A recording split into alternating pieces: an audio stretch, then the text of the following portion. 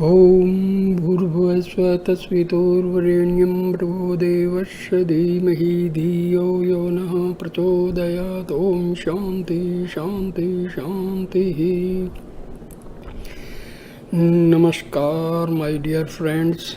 This is sixth video about Swami Vivekananda's inspired talks given at Thousand Island Park.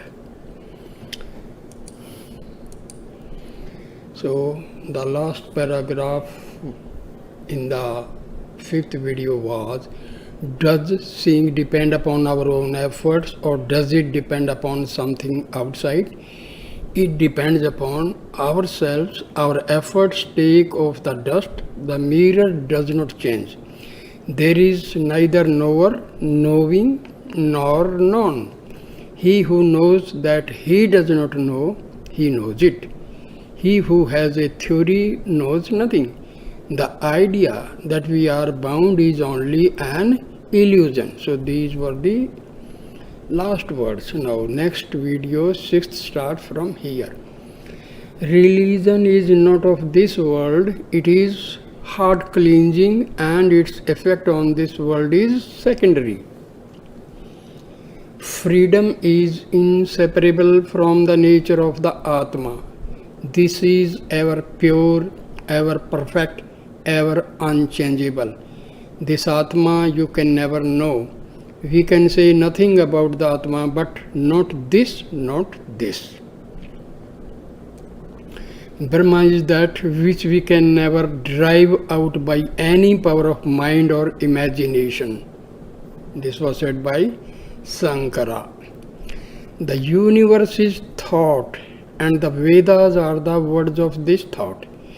We can create and uncreate this whole universe. Repeating the words, the unseen thought is aroused, and as a result, a seen effect is produced. This is the claim of a certain sect of karmis. They think that each one of us is creator. Pronounce the words, the thought which corresponds will arise and result will become visible. Thought is the power of the word. The word is the expression of the thought, says the Mimamsakas, a Hindu philosophical sect. Saturday, July 13th. Everything we know is a compound and all sense knowledge comes through analysis. To think the mind is a simple, single or independent is dualism. Philosophy is not got by studying books. The more you read books, the more muddled becomes the mind. The idea of thinking philosophers was that the mind was a simple, and this led them to believe in free will. Psychology, the analysis of the mind, shows the mind to be a compound, and every compound must be held together by some outside force. So, the will is bound by the combination of outside force. Man cannot even will to eat unless he is hungry. Will is subject to desire, but we are free. Everyone feels it. The agnostic says this idea is a delusion. Then how prove the world? Its only proof is that we all see it and feel it, so just as much we all feel freedom. If universal conscience affirms this world, then it must be accepted as affirming the freedom. But freedom is not of the will as it is. The constitutional belief of man is freedom is the basis of all reasoning. Freedom is of the will as it was before it became bound. The very idea of free will shows every moment man's struggle against bondage. The free can be only one, the unconditioned, the infinite, the unlimited. Freedom in man is in a way memory and attempt towards freedom. Everything in the universe is struggling to complete its circle to return to its source, to return to its only real source, that is Atma. The search for happiness is a struggle to find the balance, to restore the equilibrium. Morality is struggle of the bound will to get free and is the proof that we have come from perfection. The idea of duty is the midday sun of misery scorching the very soul. O king, drink this one drop of nectar and be happy. I am not the doer, this is the nectar. Let there be action without reaction. Action is pleasant, all misery is reaction. The child puts its hand in the flame, that is pleasure. But when its system reacts, then comes the pain of burning. When we can stop that reaction, then we have nothing to fear. Control the brain and do not let it read the record. Be the witness and do not react. Only thus can you be happy. The happiest moments we ever know are when we entirely forget ourselves. Work of your own free will, not free from duty. We have no duty. This world is just a gymnasium in which we play. Our life is an eternal holiday. The whole secret of existence is to have no fear. Never fear what will become of you. Depend on no one. Only the moment you reject all help are you free. The full sponge can absorb no more.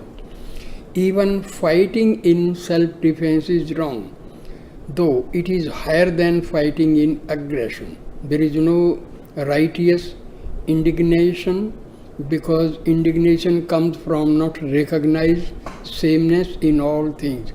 Sunday, July 14th. Philosophy in India means that through which we see God, the rationale of religion. So no Hindu would ever ask for a link between religion and philosophy. Concrete, generalized, abstract are the three stages in the process of philosophy. The highest abstraction in which all things agree is the one. In religion we have first symbols and forms, next mythology, and last philosophy. The first two are for the time being. Philosophy is the underlying basis of all, and the others are only stepping stones in the struggle to reach the ultimate. In Western religion, the idea is that without the New Testament and Christ, there could be no religion. A similar belief exists in Judaism with regard to Moses and the prophets, because these religions are dependent upon mythology only. Real religion, the highest, rises above mythology. It can never rest upon that. Modern science has really made the foundation of religion strong. That the whole universe is one is scientifically demonstrable. What the metaphysicians call being, the physicists called matter. But there is no real fight between the two, for both are one. Though an atom is invisible, unthinkable, yet in it are the whole power and potency of the universe. That is exactly what the Vedantist says of Atma. All sects are really saying the same thing in different words. Vedanta and modern science both posit a self-evolving cause. In itself are all the causes. Take for example, the potter shaping a pot. The potter is the primal cause, the clay the material cause, and the wheel the instrumental cause. But the Atma is all three. Atma is cause and manifestation too. The Vedantist says the universe is not real, it is only apparent. Nature is God seen through nescience. The pantheists say God has become nature or this world. The Advaitists affirm that God is appearing as this world, but He is not this world. We can only know experience as a mental process, a fact in the mind as well as a mark in the brain. We cannot push the brain back or forward, but we can the mind. It can stretch over all time, past, present, and future, and so facts in the mind are eternally preserved. All facts are already generalized in mind, which is omnipresent. Kant's great achievement was the discovery that time, space, and causation are modes of thought. But Vedanta taught this age ago and called it Maya. Schopenhauer stands on reason only and rationalizes the Vedas. Sankara maintained the orthodoxy of the Vedas. Treeness, or the idea of tree, found out among trees is knowledge, and the highest knowledge is one. Personal God is the last generalization of the universe, only hazy, not clear-cut and philosophic. As the entire creation existing in space, time and causation can never exist beyond mind or memory, manifesting itself as thinking, feeling, and willing. Therefore, the whole of space, time, and causation must have to be in it. Hence, mind is omnipresent. Individual mind is a portion of the omnipresent or universal mind, almost shut up in a body like a gulf or a bit of the ocean, mostly surrounded by land, leaving a narrow opening which joins it to the ocean. Unity is self-evolving, out of which everything comes. Physical science is to find out facts. Metaphysics is the thread to bind the flowers into a bucket. Every abstraction is metaphysical. Even putting manure at the roof of a tree evolves a process of abstraction.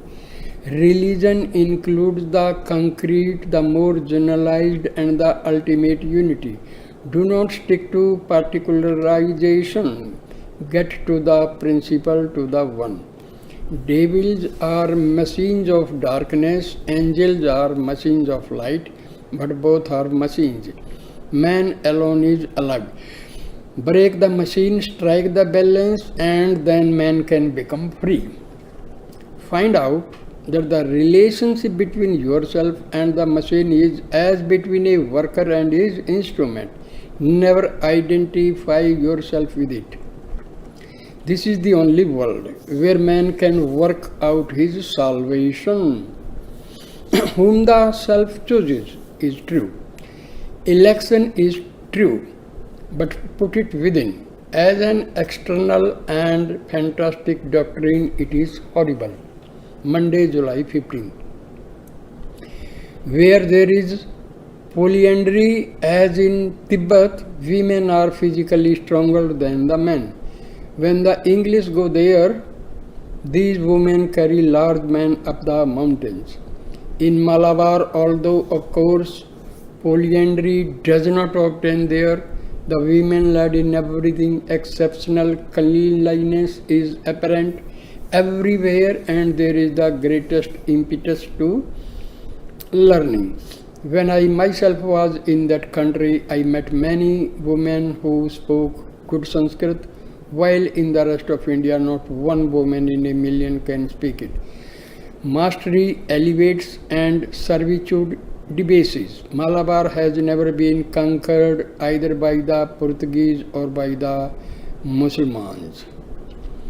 The Dravidians were a non-Aryan race of Central Asia who preceded the Aryans, and those of southern India were the most civilized.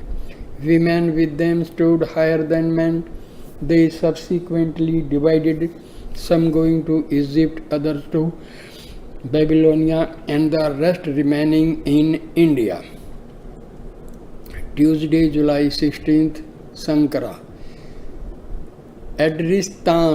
Adristam, the unseen cause, leads us to sacrifice and worship, which in turn produce seen result.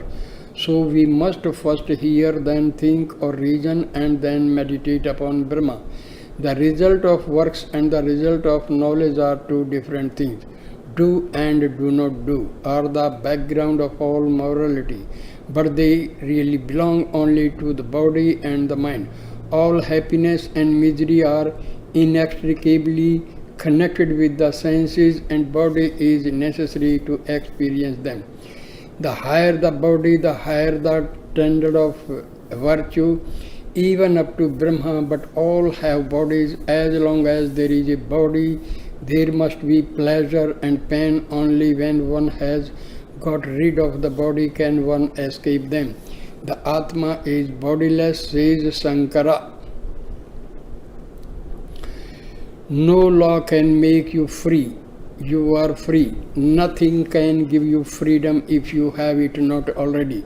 The Atma is self-illumined. Cause and effect do not reach there, and this disembodiedness is freedom. Disembodiedness is freedom. Beyond what was or is to be is Brahma. As an effect, freedom would have no value. It would be a compound, and as such would contain the seeds of bondage. It is the one real factor not to be attained, but the real nature of the soul. Work and worship, however, are necessary to take away the veil, to lift off the bondage and illusion. They do not give us freedom, but all the same, without effort on our part, we do not open our eyes and see what we are. Sankara says further that Advaita Vedanta is the crowning glory of the Vedas, but the lower Vedas are also necessary because they teach work and worship, and through these many come to the Lord. Others may come without any help, but Advaita, work and worship lead to the same result as Advaita. Books cannot teach God, but they can destroy ignorance. Their action is negative. To hold to the books and at the same time open the way to freedom is Sankara's great achievement. But after all, it is a kind of hair splitting. Give man first the concrete, then raise him to the highest by slow degree. This is the effort of the various religions and explains their existence and why each is suited to some stage of development. The very books are part of the ignorance they help to dispel. Their duty is to drive out the ignorance that has come upon knowledge. Truth shall drive out untruth. You are free and cannot be made so long as you have a creed, you have no God. He who knows he knows nothing. Who can know the knower? There are two eternal facts in existence, God and the universe. The former unchangeable, the latter changeable.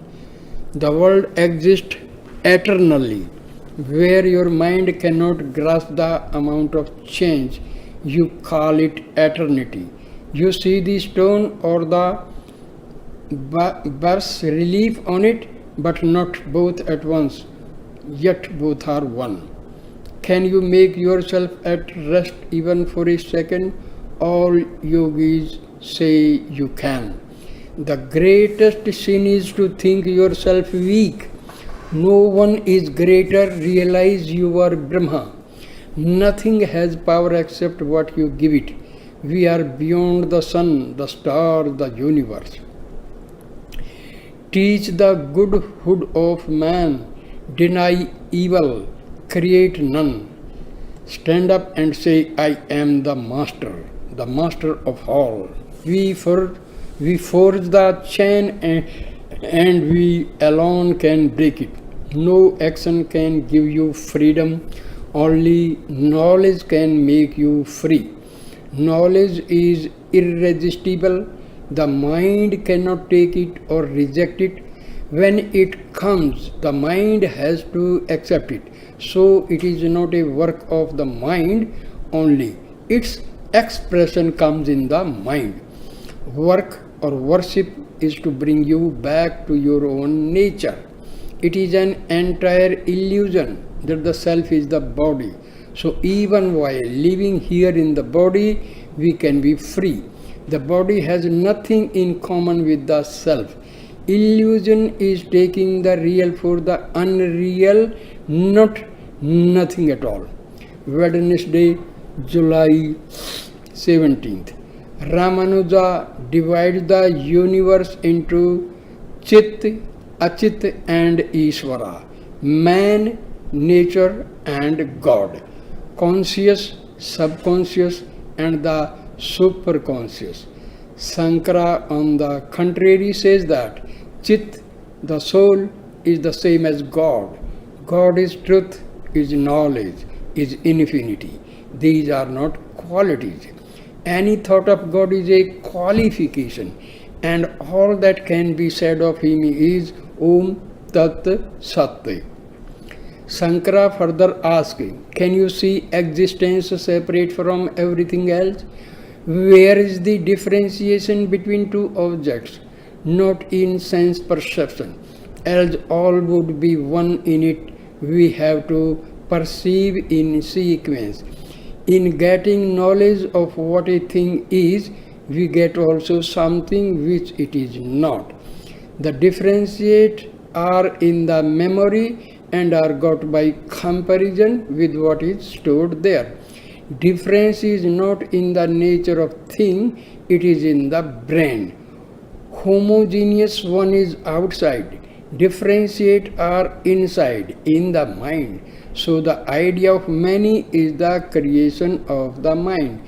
Differentiate become qualities when they are separate, but joined in one object.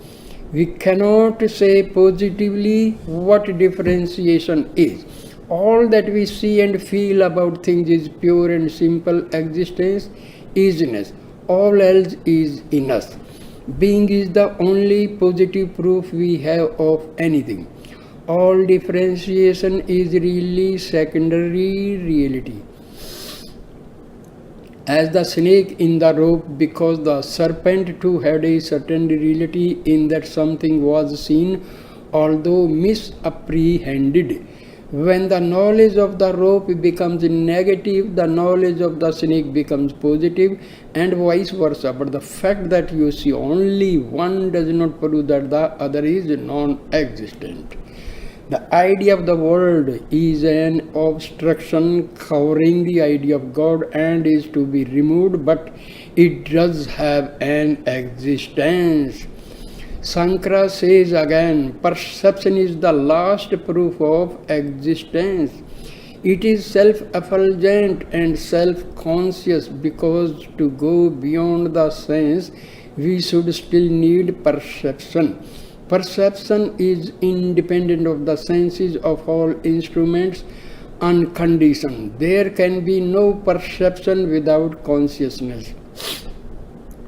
Perception has self-luminosity, which in a lesser degree is called consciousness. Not one act of perception can be unconscious. In fact, consciousness is the nature of perception. Existence and perception are one thing, not two things joined together. That which needs no cause is infinite, so as perception is the last proof of itself, it is eternal. It is always subjective. Perception itself is its own perceiver. Perception is not in the mind, but perception brings mind. It is absolute, the only knower, so perception is really the Atma. Perception itself perceives, but the Atma cannot be knower, because a knower becomes such by the action of knowledge. But Sankara says this Atma is not I, because the consciousness I am, Aham, is not in the Atma. We are but the reflections of that Atma and Brahma are one. When you talk and think of the absolute, you have to do it in the relative. So all these logical arguments apply. In yoga, perception and realization are one. Vishishta Advaita, of which Ramanuja is the exponent, is seeing partial unity and is a step towards Advaita. Vishishtatam means differentiation. Prakriti is the nature of the world and the change comes upon it.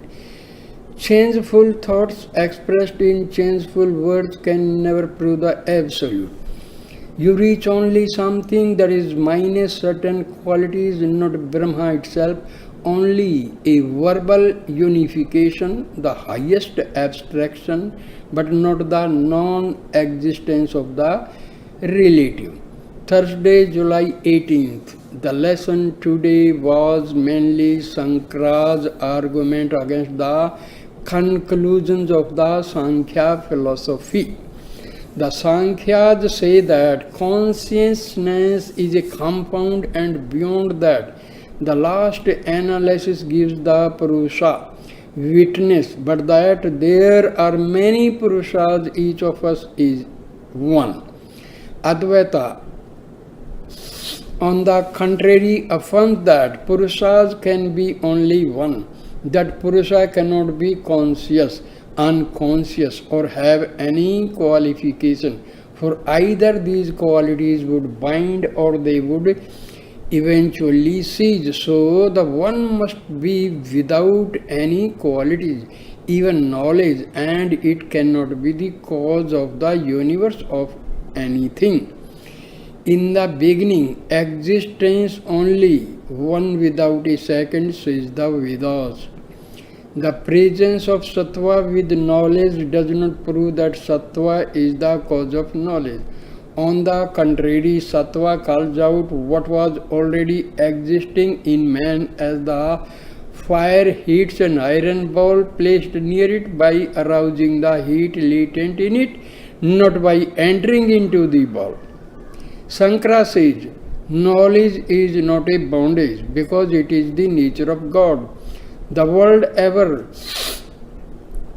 is, whether manifested or unmanifested, so an eternal object exists. Jnana Bala Kriya, knowledge, power, activity, is God. Nor does he need form, because the finite only needs form to interpose as an obstruction to catch and hold infinite knowledge. But God really needs no such help. There is no moving soul, there is only one Atma. Jiva, individual soul, is the conscious ruler of this body, in whom the five life principles come into unity, and yet the very Jiva is the Atma, because all is Atma. What you think about it, it is your delusion and not in the Jiva. You are God, and whatever else you may think is wrong. You must worship the self in Krishna, not Krishna as Krishna. Only by worshipping the self can freedom be won. Even personal God is but the self objectified. Intense search after my own reality is bhakti, says Shankara. All the means we take to reach God are true. It is only like trying to find the pole star by locating it through the stars that are around it. The Bhagavad Gita is the best authority on Vedanta. Friday, July 19th. So long as I say you, I have the right to speak of God protecting us. When I see another, I must take all the consequences and put in the third, the idea which stands between us, that is the apex of the triangle. The vapor becomes snow, then water, then Ganges. But when it is vapor, there is no Ganges, and when it is water, we think of no vapor in it. The idea of creation or change is inseparably connected with will. So long as we perceive this world in motion, we have to conceive will behind it. Physics proves the utter delusion of the senses. Nothing really is as we see, hear, feel, smell, taste it. Certain vibrations producing certain results affect our senses. We know only relative truth. The Sanskrit word for truth is isness, Sat. From our present standpoint, this world appears to us as will and consciousness. Personal God is as much an entity for himself as we are for ourselves, and no more. God can also be seen as a form, just as we are seen. As men, we must have a God. As gods, we need none. This is why Sri Ramakrishna constantly saw the Divine Mother ever present with him, more real than any other thing around him. But in Samadhi, all went but the self. Personal God comes nearer and nearer until he melts away, and there is no more personal God and no more I. All is merged in self. Consciousness is a bondage. The argument from design claims that intelligence precedes form, but if intelligence is the cause of anything, it itself is in its turn and effect. It's Maya. God creates us and we create God, and this is Maya. The circle is unbroken. Mind creates body and body creates mind, and the egg brings the chicken, the egg, the tree, the seed, the tree. The world is neither entirely differentiated nor yet entirely homogeneous. Man is free and must rise above both sides. Both are right in their place, but to teach truth, isness, we must transcend all that we now know of existence, will, consciousness, doing, going, knowing. There is no real individuality of the jiva, separate soul. Eventually it, as a compound, will go to pieces. Only that which is beyond further analysis is simple, and that alone is truth, freedom, immortality, bliss. All struggles for the preservation of this elusive individuality are really vices. All struggles to lose this individuality are virtues.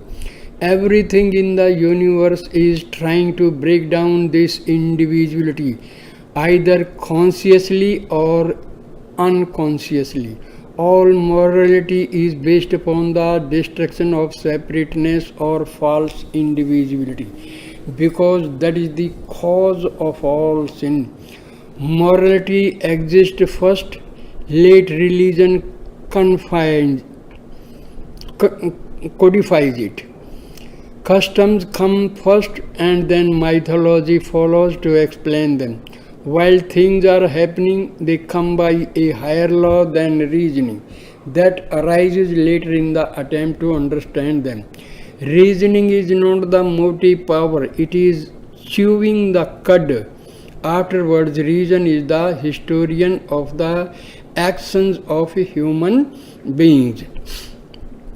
Buddha was a great Vedantist, for Buddhism was really only an offshoot of Vedanta, and Sankara is often called a hidden Buddhist. Buddha made the analysis, Sankara made the synthesis out of it.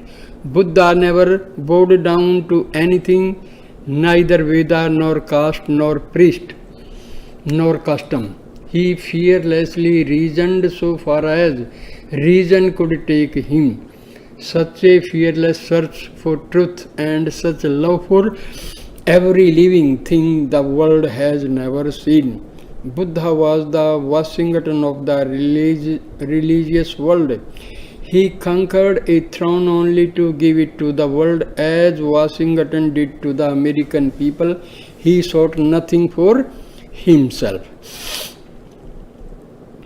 Perception is our Saturday, July 20th. Perception is our only real knowledge or religion. Talking about it for ages will never make us know our soul. There is no difference between theories and atheism. In fact, the atheist is the truer man. Every step I take in the light is mine forever. When you go to a country and see it, then it is yours. We have each to see for ourselves. Teachers can only bring the food. We must eat it to be nourished. Argument can never prove God save as a logical conclusion. It is impossible to find God outside of ourselves. Our own souls contribute all the divinity that is outside of us. We are the greatest temple. The objectification is only a faint imitation of what we see within ourselves. Concentration of the power of the mind is our only instrument to help us see God.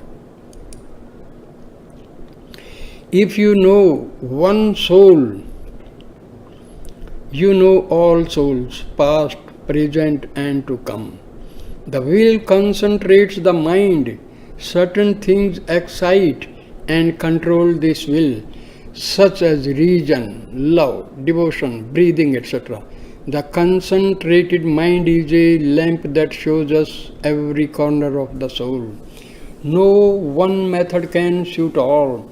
These different methods are not steps necessary to be taken one after another. Ceremonials are the lowest form, next God external, and after that God internal. In some cases, gradation may be needed, but in many only one way is required. It would be the height of folly to say to everyone, you must pass through karma and bhakti before you can reach jnanam. Stick to your reason until you reach something higher, and you will know it to be higher because it will not jar with reason. The stage beyond consciousness is inspiration, samadhi, but never mistake hysterical trances for the real thing.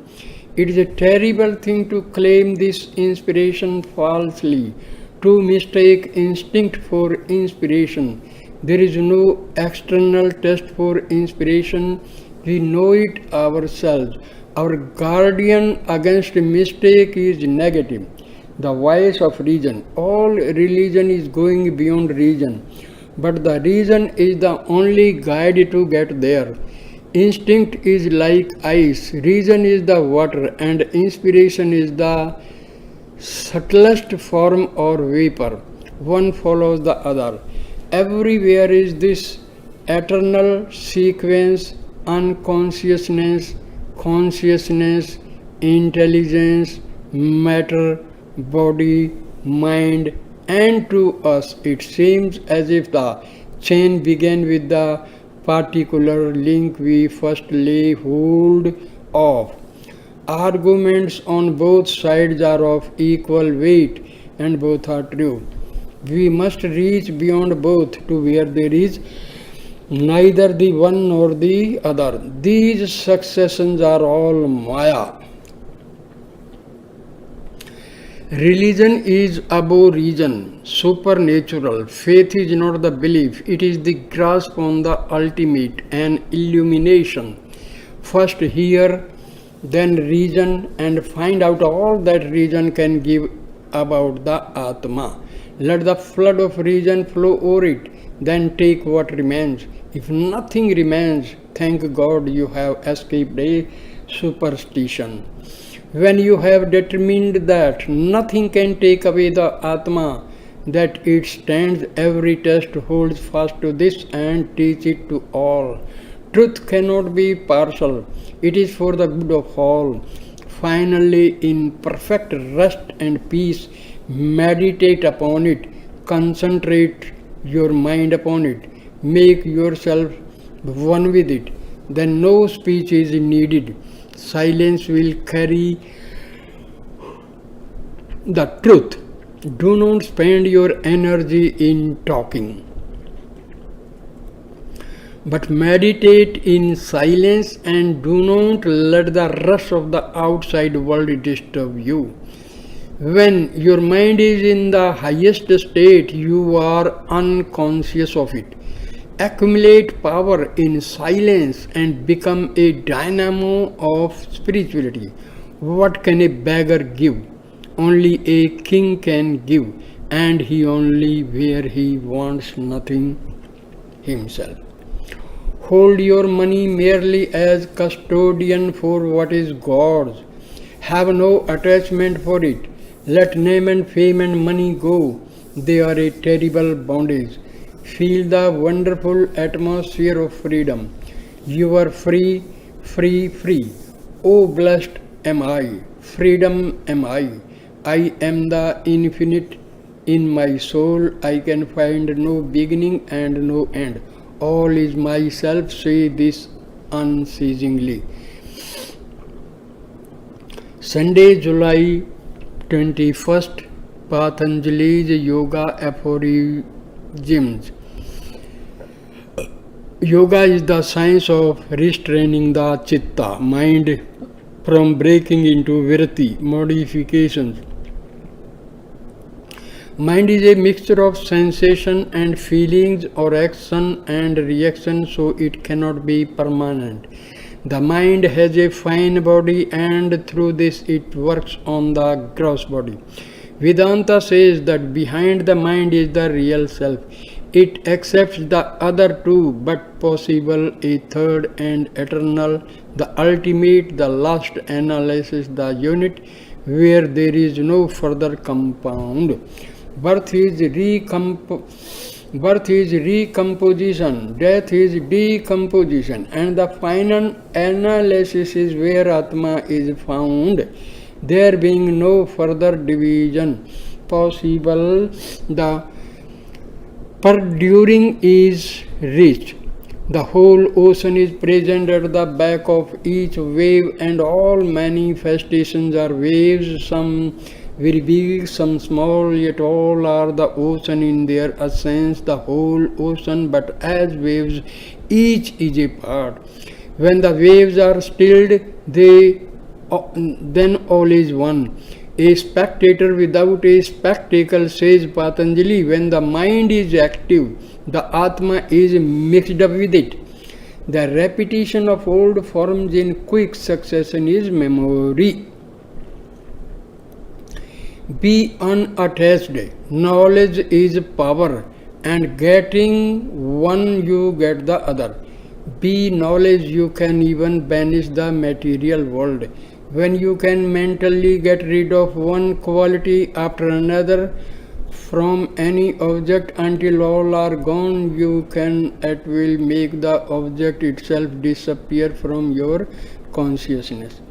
Those who are ready advance very quickly and can become yogis in 6 months.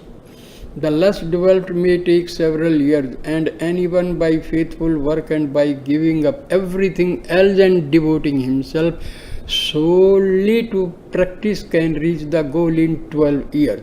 Bhakti will bring you there without any of these mental gymnastics, but it is a slower way. Here by Bhakti, Swamiji does not mean intense or undivided love for God. He has already taught extreme love and highest knowledge are one, and again in defining it he says this absolute and continuous remembrance of the Lord is what is meant by Bhakti. So by Ishvara is the Atma as seen or grasped by mind. His highest name is Om. So repeat it, meditate on it, and think of all its wonderful nature and attributes. Repeating the Om continually is the only true worship. It is not a word, it is God Himself. Religion gives you nothing new.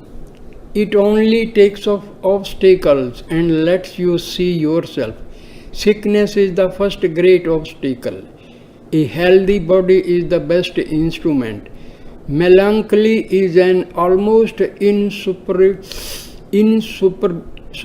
barrier. If you have once known Brahman, never after can you be melancholy. Doubt, want of perseverance, mistaken ideas are other obstacles. Pranas are subtle energies, source of motion. There are 10 in all.